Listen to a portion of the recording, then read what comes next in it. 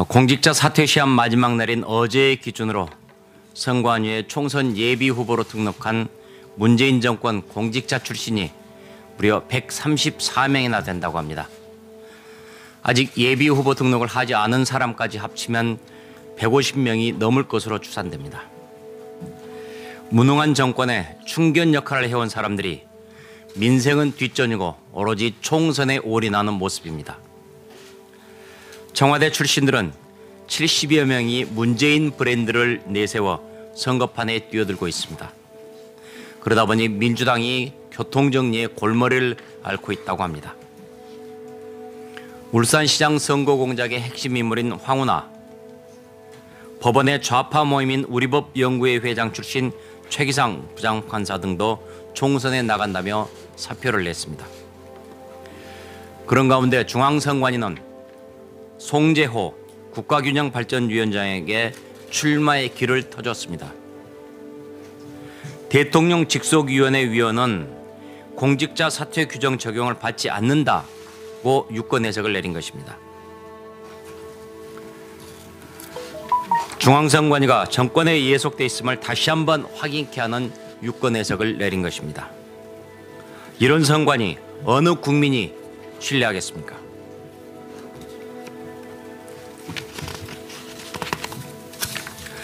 송재호 위원장은 선관위 유권 해석에 따라서 민주당의 공천을 받기 직전까지 사퇴하지 않고 현직 프리미엄을 누릴 수 있게 됐습니다. 선거에서 유리한 위치에 있도록 선관위가 잘 보살펴 주는 것입니다. 이게 도대체 말이나 될 법합니까? 정권과 선관위는 지금 자충수를 두는 것입니다.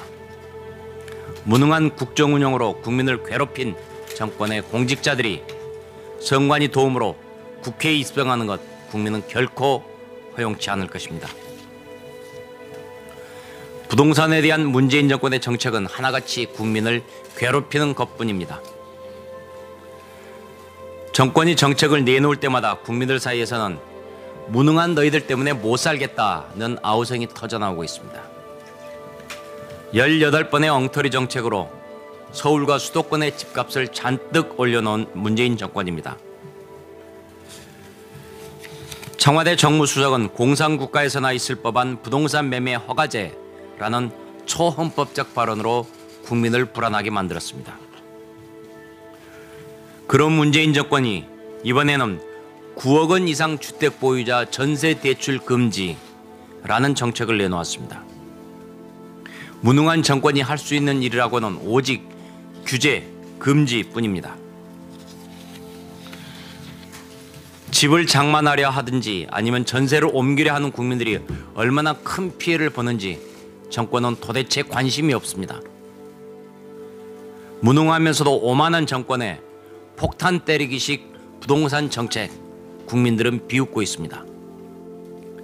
정권이 집값을 잡겠다며 정책을 내놓을 때마다 집값은 오르고 있습니다. 정권의 잘못된 정책 때문에 집 없는 중산층과 서민들은 울고 있습니다. 시장을 이기는 정부는 없습니다. 문재인 대통령은 규제와 금지 만능주의에서 벗어나 시장의 수요 공급 원리에 충실한 정책을 펴야 합니다. 대통령과 정부 여당이 이런 충고를 듣지 않는다면 국민은 올해 총선에서 문재인 정권을 심판하는 해법을 내놓을 것입니다. 중앙선관위 여론조사 심의위원회가 KBS에 대해 선거법 준수 촉구 조치를 내렸습니다. 여론조사 심의위는 KBS 여론조사에 대해 선거법 108조 여론조사는 객관적이고 공정하게 이루어져야 한다는 조항을 위반했다고 지적했습니다. 그래서 법 준수 촉구를 내놨지만은 때늦은 솜방망이 쳤습니다. KBS가 법을 위반했다면 고발하는 게 마땅합니다. KBS 보도는 12월 27일에 나왔습니다. 여론조사 심의위는 시간이 한참 지난 6월 8일에 조치를 취했습니다. 그것도 언론에 이 내용을 알리지 않고 홈페이지에 선거법 준수 촉구라는 한 줄짜리 시정조치 명령을 슬그머니 올려놓은 것입니다. 정권에 장악된 방송 봐주기 아니고 무엇이겠습니까? 작년 연말 12월 27일 KBS를 시작으로 1월 1일 MBC, 리얼미터, 1월 2일 한겨레, 1월 10일 한국갤럽에 이르기까지 거의 모든 여론조사가 소위 야당 심판론을 부각시켰습니다. 거기에 청와대 고민정 대변인은 야당 심판을 선동하기까지 했습니다. 중앙선관위는 이미 정권에 장악됐다는 말을 듣고 있습니다. 문재인 대선 캠프 출신 조혜주 상임위원이 선관위 결정에 영향력을 행사하면서 선관위는 정권의 눈치만 살핀다는 말을 듣는 게 더 이상 비밀이 아닙니다. 선관위에게 요구합니다.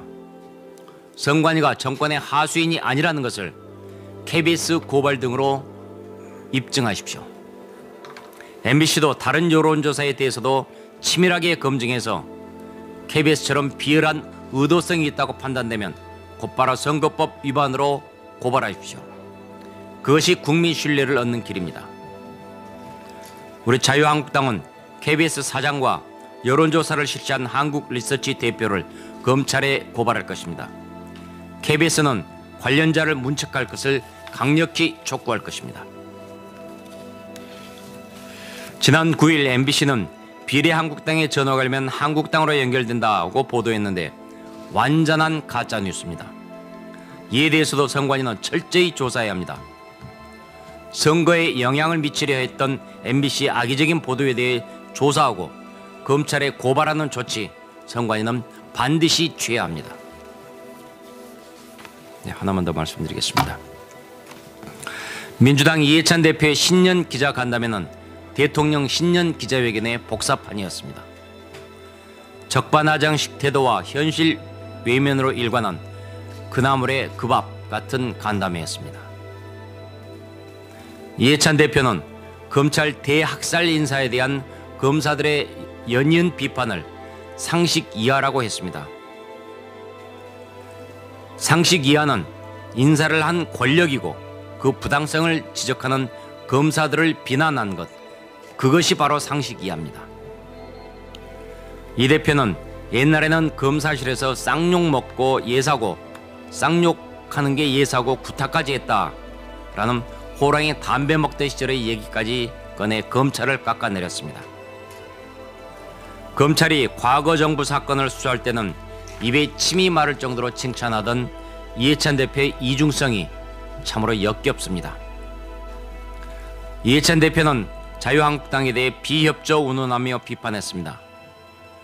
민주당이 심손 정박을 긁어모아 위헌선거법과 위헌공수처법 등 자기들끼리 짬짬이 한 것 모조리 해치우는데 야당이 협조해야 한다는 것입니까?